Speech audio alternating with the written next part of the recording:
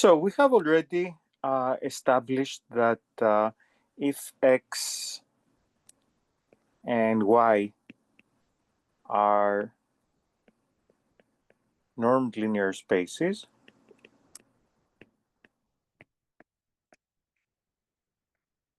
and t from x to y is a linear map,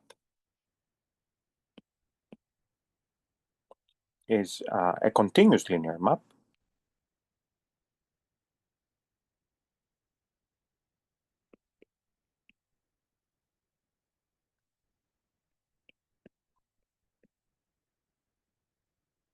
then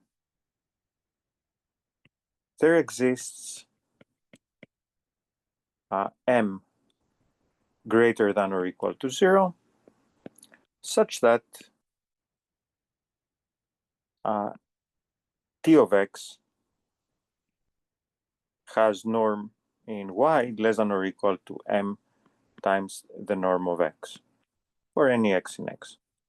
It turns out that, of course, the reverse is true, meaning if you have a linear map that satisfies this inequality for any x in x, then it's continuous. It's very easy to show that it's continuous at 0, and we established that continuity at 0 is equivalent to continuity everywhere.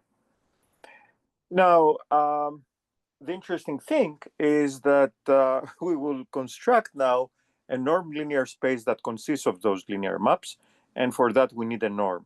So we define the operator norm.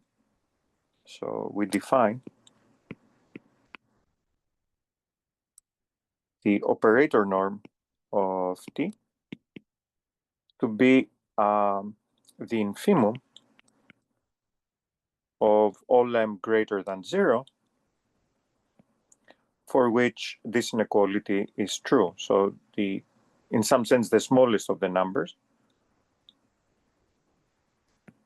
And because of continuity, you can argue that, I mean, it's the greatest lower bound, so it's not guaranteed that it has this property, but because of continuity, it will have this property. So here you might argue this is not just the infimum, it's actually the minimum of m greater than 0, m greater than or equal to 0, I should say, so that t of x is less than or equal to m sub x. Okay. And again, let me justify why we can say the minimum, because if I call this set A, and T is the minimum of A, I'm sorry, the infimum of A, then you can find the sequence. There exists a sequence Mn from A converging to T, norm of T.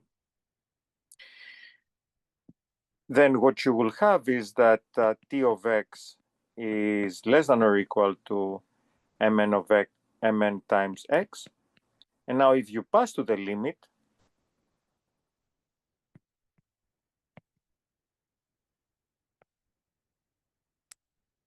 as n tends to infinity, you get that T of x is less than or equal to norm of T times x,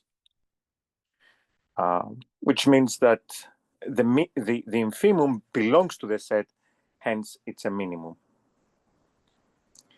Okay, but in most of the literature, you will find it as infimum. So first of all, what we would like to do is give it a different characterization. So let's call this a proposition that the norm of T is none other than the supremum of all the norms of T of x's when x is less than or equal to 1. Again, if you want to be very precise here we're talking about these are norms in y and these are norms in x, but soon enough we'll be dropping these subscripts because they become quite tiring, and it turns out that these are all the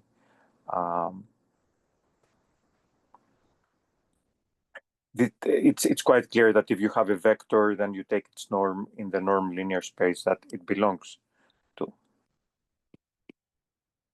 So we have two things to show that they're equal. The usual thing here is to actually show that each one is less than or equal to the other. So first of all, let's call this number, let's give it a name, let's call it S. Okay. Then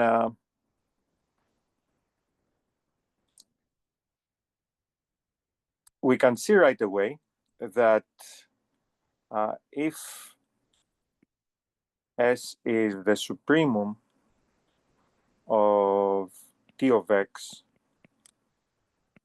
of the norm of T of X for elements that have norm less than or equal to 1, then if you take any x different from 0,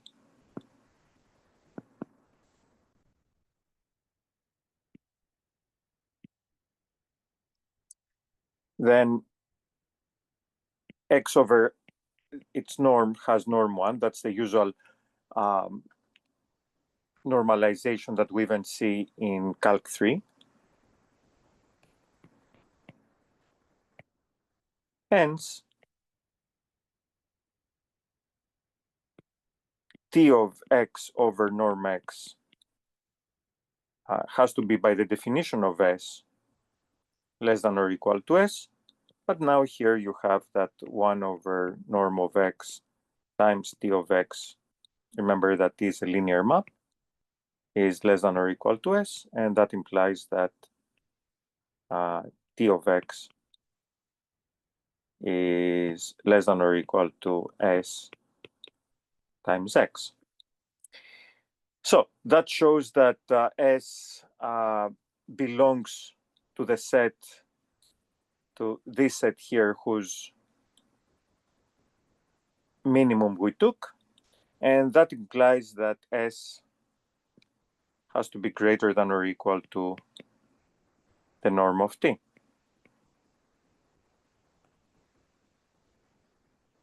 Okay, so we got this one, and now pretty much what we need to show is that S cannot be greater. So to finish the proof,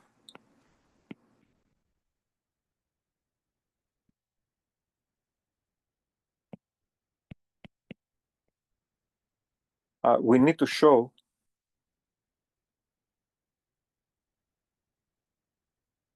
that at T, norm of T less than S cannot be true.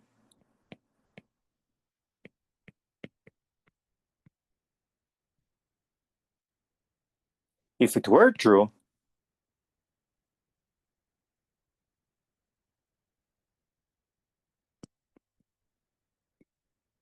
then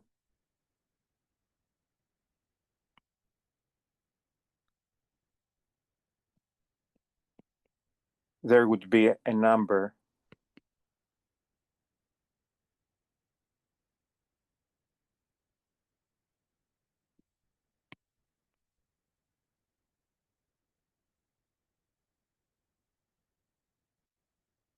let's call it L between these two numbers.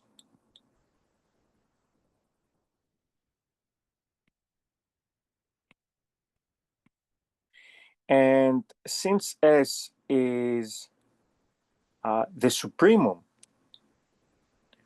of all the norms of these elements right here, then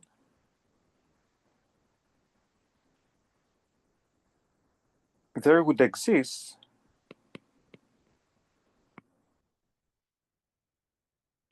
x in x, with x having norm less than or equal to 1, such that t of x is greater than L.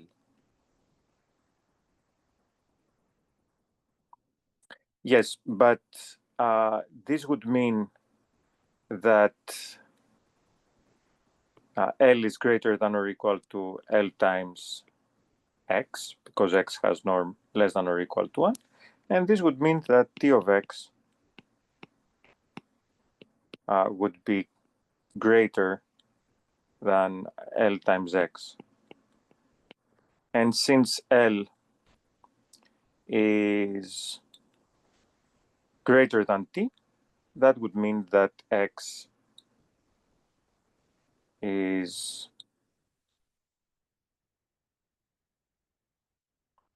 that L times x is greater than t times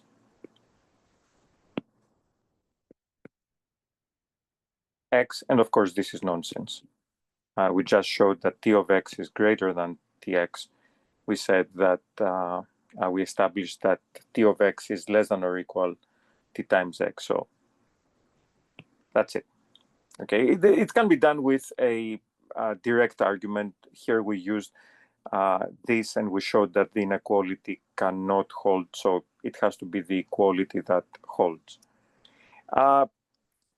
It's not a hard thing to show that T can also be characterized not only as the supremum for T of x with x greater than or equal to 1, but it's also the same thing if you take the supremum over some smaller set. So you could take the supremum as T of x for x having norm strictly less than 1 or having norm equal to 1. None of this is hard to show, and in fact one could prove a theorem that proves all of them at the same time, but we just mentioned them. Now, the important thing is that if Y is a Banach space, so first of all, let's denote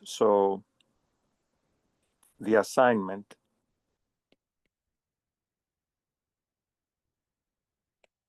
T to its norm. I mean, why do we call it norm? Because it's actually a norm, provides us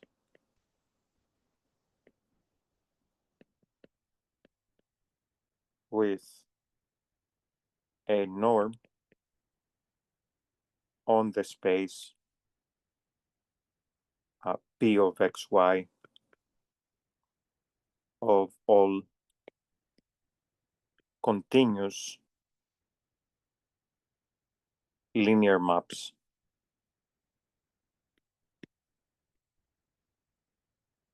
from x to y. Let me also say here that sometimes we call the continuous linear maps, we call them bounded, exactly because they're bounded on the unit ball of the space X. So sometimes you will see bounded linear maps instead of continuous linear maps. In fact, one might argue that the term bounded linear maps is used more often. And it does not mean that the map is bounded over its whole domain of definition. That's never true unless the map is 0. It means that it's bounded on the unit ball. Of course, it's important to show that this is a norm. So first of all, it's greater than or equal to 0. Use any of the two characterizations that we gave. If t is 0, then immediately you get that t of x has to be equal to 0 for any x in x, which means that t is the zero map. Then if you take lambda t of x, now use the second characterization. So the norm of lambda t will be the supremum of the norm of t of lambda x. I'm sorry, lambda t of x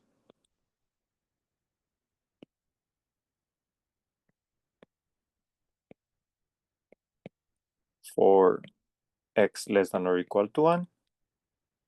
And this is simply the supremum of absolute value of lambda times norm of t of x. And now it's an easy exercise that if you take a set of real numbers and you multiply all numbers by a non-negative number, then the supremum of the set that you get is the product of that number times the supremum of the original set. So that's going to be absolute value of lambda times supremum of t of x for x less than or equal to 1. And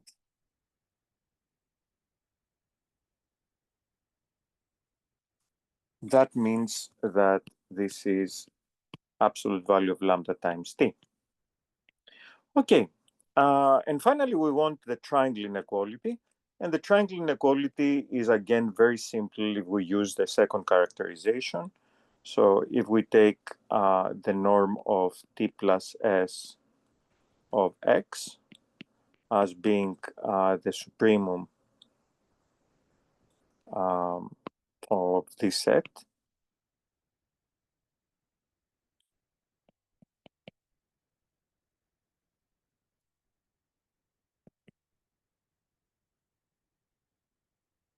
for x that has norm less than or equal to 1,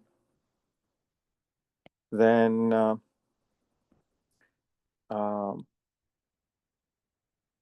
what we have is that this has to be less than or equal to the supremum of this set,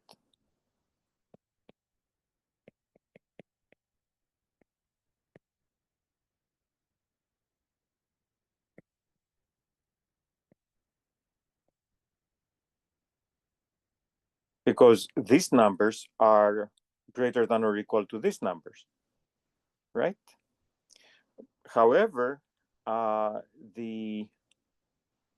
this set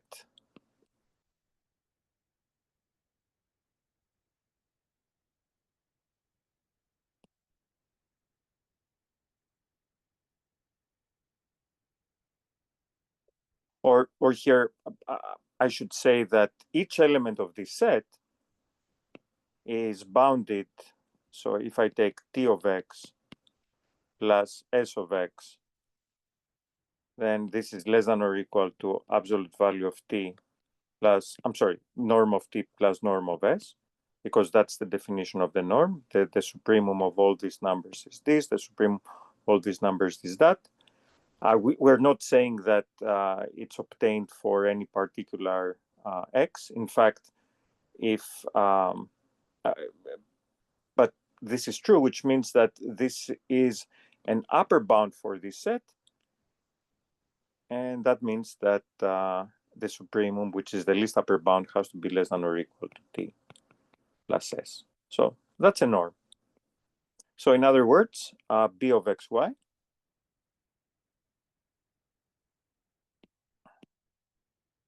is a norm space,